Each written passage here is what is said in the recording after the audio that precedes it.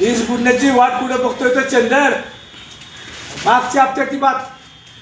माझं धाकटं त्याचं पोट बिघडलेलं, सारखं आपलं बुळागतंय. दुपारच्याला त्याची आई गेली त्याला घेऊन गेली दवाखान्यात. ते तिथे डॉक्टरचा पत्याच नाही. आणि त्याच्यात ते जे गॅन कंपाऊंडर त्यांनी दिलं काहीतरी गुळ्या.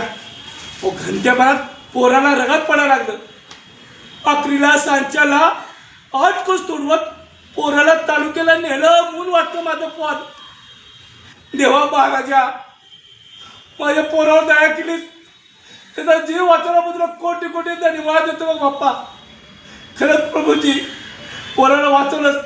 आता माझ्या पोराला लय शिकीन, मोठा अधिकारी बनवीन.